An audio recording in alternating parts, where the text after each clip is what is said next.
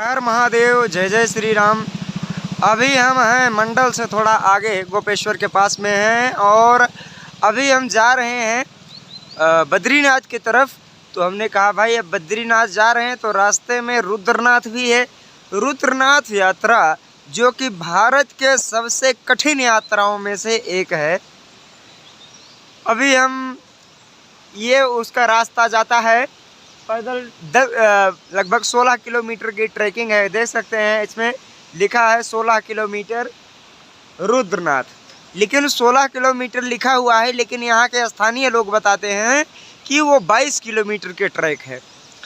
भारत के सबसे मुश्किल ट्रैक में से एक रुद्रनाथ जो 22 किलोमीटर की चढ़ाई पर स्थित है। तो अभी हम वहाँ के लिए प्रस्थान कर रहे हैं जो कि पंच केदार में से एक है। ये हमारा तीसरा केदार होने वाला है क्योंकि ये बद्रीनाथ रास्ते में ही पड़ रहा है, इसीलिए इसको भी हम कर रहे हैं। फिर पता नहीं कब संयोग लगे यहाँ आने का, तो साथ साथ अगर अभी, लेकिन ये 22 किलोमीटर की यात्रा करने में 2 दिन का समय लगेगा, एक दिन में जाकर वापस आना संभव नहीं है। तो अभी 12 बज गए हैं करीब दोपहर के और यहाँ से हम निकल रहे हैं। पास में साइकिल एक दुकान पर हमने खड़ी कर दी है। यहाँ पर हमने भोजन इत्यादि किया कि रास्ते में कुछ भूख ना लगे, और रास्ते में ही आज हमको रुकना पड़ेगा ऊपर, और कल हम वहाँ से नीचे की तरफ आएंगे।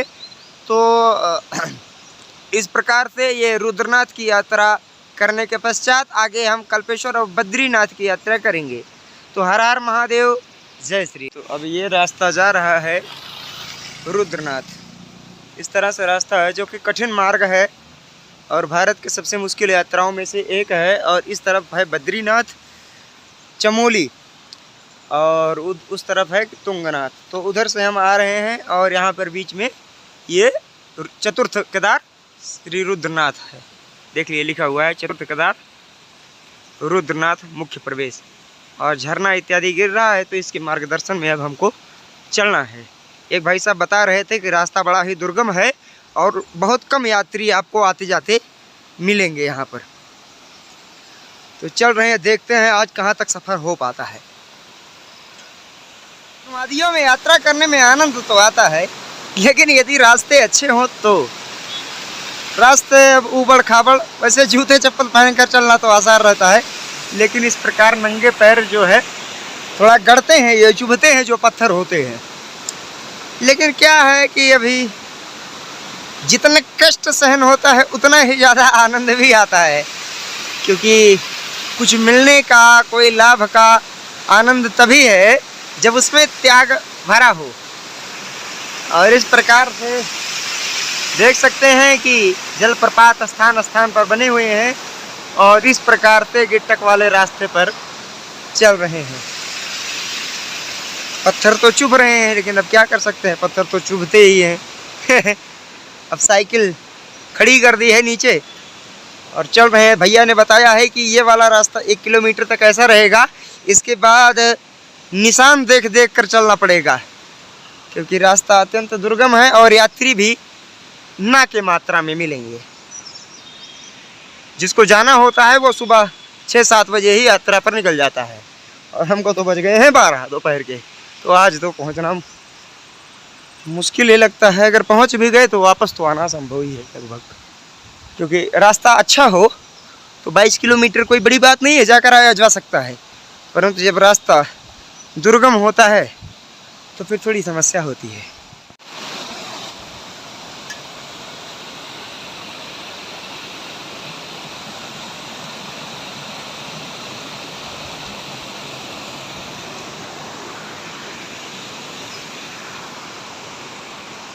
अभी वहाँ से 1 किलोमीटर उस पत्थर वाले रास्ते से ही आए कि इधर के तीर का निशान बना हुआ है कि इस रास्ते से अब हमको जाना पड़ेगा।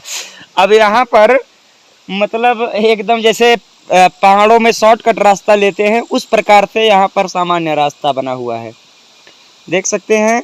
और यहाँ पर जगह जगह पर तीर के निशान लगे हुए हैं, तो यही तीर के निशान हमारा मार्गदर्शन कर रहे हैं। अब इन तीर के निशानों को हम अनुसरण करते करते जा रहे हैं और बड़ा ही खतरनाक जंगल है, और ये 22 किलोमीटर का जंगल है। तो देखते हैं आज कहाँ तक हम पहुँचते हैं। इस प्रकार से जलप्रपात जगह जगह पर बने हुए हैं, तो आनंद भी प्रकृति का खूब आता है।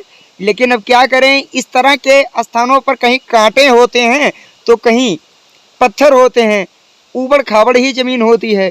दूसरा चीज़ जो सबसे बड़ी समस्या यहाँ पर एक जोंक होती है, जो कि पैरों में चिपक जाती है तो पता भी नहीं चलता और काफ़ी खून पी जाती है।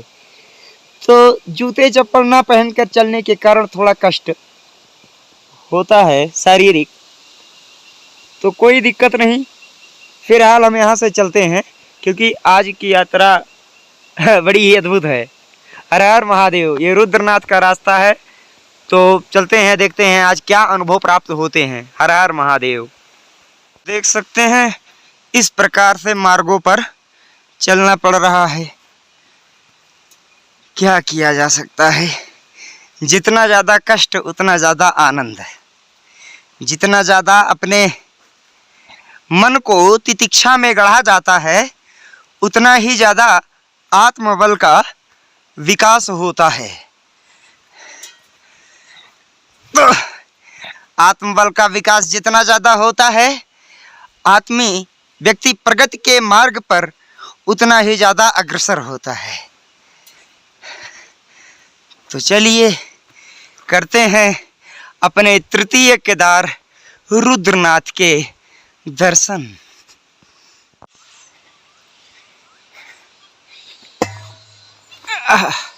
कहीं कहीं ये पत्थर जो है इस प्रकार से चुभ जाते हैं जैसे कोई तलवार चुभते हैं, क्योंकि तलवार की धार की तरह पत्थर होते हैं तो वो चुभ जाते हैं। और कभी कभी कांटे भी फूंक फूंक कर कदम रखना पड़ता है, देख देख कर कि कहीं कोई कांटा ना हो। इस तरह से मतलब आनंद की अनुभूति हो रही है। बारिश भी हो रही है हल्का हल्का, इसीलिए हमने कहा भाई और कोई ले या ना ले, लेकिन रेनकोट ले लेते हैं। हमने सोचा टेंट भी लेते जाएं, ऊपर लगा लेंगे, लेकिन फिर एक भाई ने कहा भाई टेंट नहीं लगाने देते ऊपर। हमने कहा फिर देखा जाएगा, चलते हैं ऐसे ही। हर हर महादेव, जय जय श्री राम।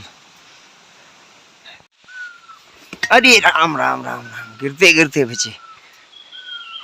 बड़ा ही एडवेंचर से भरा हुआ है ये मार्ग, रुद्रनाथ यात्रा। वाकई में बहुत ही ज़्यादा आनंद है। जितना रिस्क हो उतना ज़्यादा आनंद।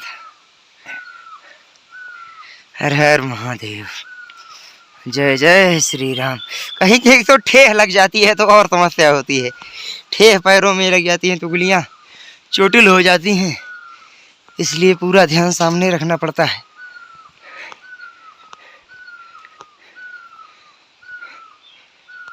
तो अभी 1 घंटे से चल ही रहे हैं और ये रास्ता है कि पता ही नहीं चलता कि कितना आए कितना नहीं आए।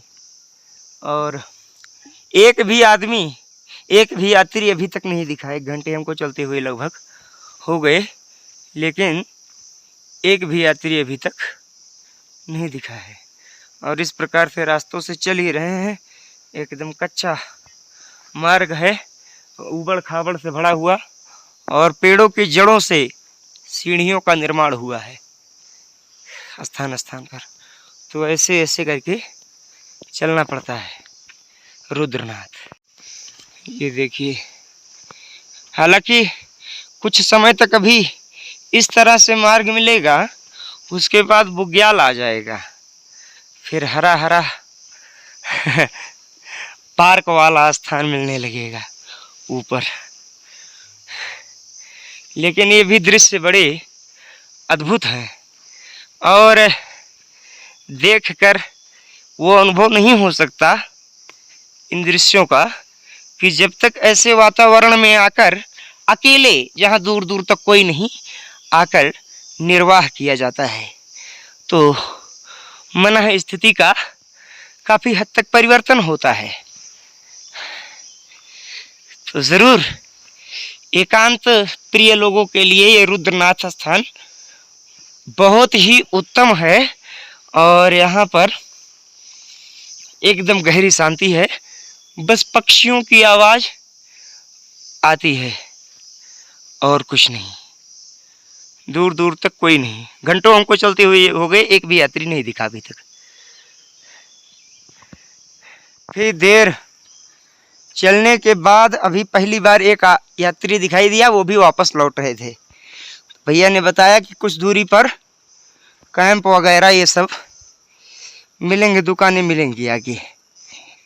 तो देखिए ऐसे ऐसे जंगल में भी सब कुछ सुविधाएं लोग लगा रखते हैं।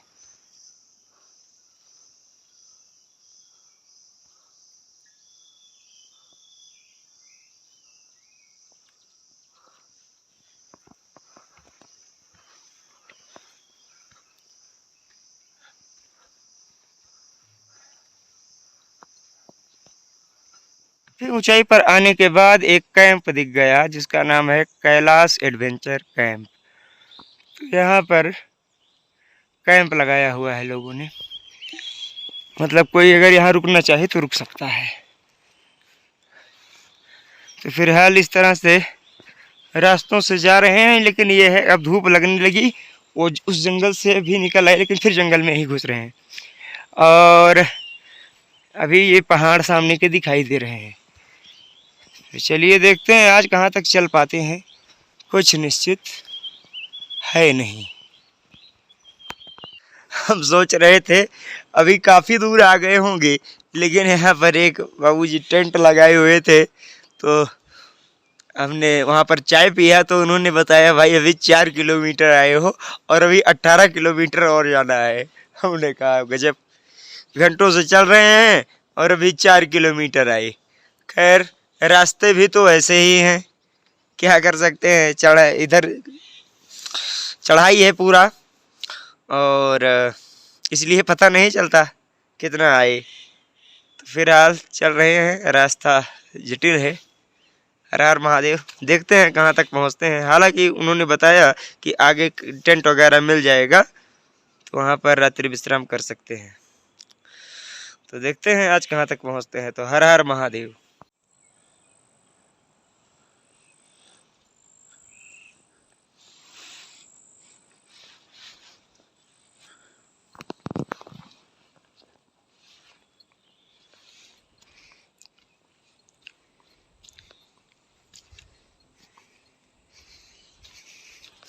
कुछ भी हो परंतु रास्ते बड़े मनोरम हैं।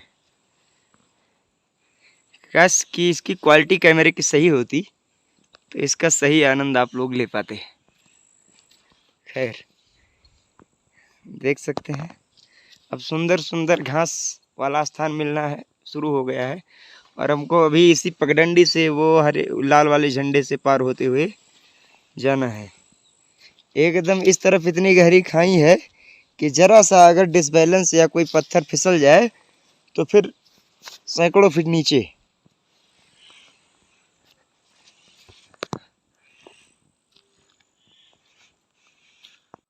तो अभी यहाँ पर एक टेंट है, कैंप भाई साहब तो यहाँ पर बैठे हुए हैं, तो भी ये चाय बना रहे हैं। पहाड़ी चाय पीते हैं जड़ी बूटियों से मिश्रित।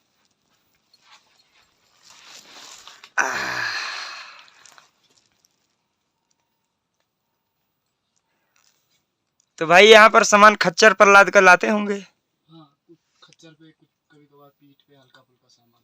अच्छा, खच्चर वाले यहाँ तक सामान लाने का कितना लेते हैं? वही 1000 रुपये। 1000 रुपये सामान से लाने एक का? घोड़े का। एक घोड़े का। और ऊपर तक? ऊपर तक 2000 ऐसी कुछ, 2000-2500। अच्छा बहुत बढ़िया। तो मतलब इधर ही रहते हैं, बरहो मास के नीचे चले जाते हैं? 6 महीने इधर, 6 महीने घर। 6 महीने इधर रहते हैं और 6 महीने नीचे। हाँ। कहाँ पे? गुआड़ में। गुआड़।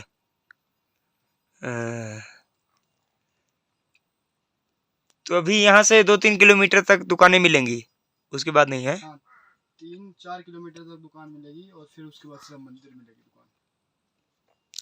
उसके बाद सीधा मंदिर में ही मिलेगा? 10 किलोमीटर तक और कुछ नहीं मिलेगा? 10 किलोमीटर बहुत बढ़िया। तो इसका मतलब इधर ही कहीं रुकना पड़ेगा, नहीं तो रात हो जाएगी। हाँ। बहुत सुंदर। तो चल रहे हैं रुद्रनाथ की चढ़ाई। वास्तविकता में ये भारत के सबसे मुश्किल यात्राओं में से एक है, और जिस रास्ते से हम आ रहे हैं ये सबसे पुराना वाला रास्ता है, और इस प्रकार से लाल लाल तीर के निशान बने हुए हैं। इसी के मार्गदर्शन में चलना पड़ता है, क्योंकि रास्ते का पता नहीं चलता है। आमतौर पर जिस रास्ते से लोग जाते हैं उस रास्ते से हम नहीं जा रहे हैं।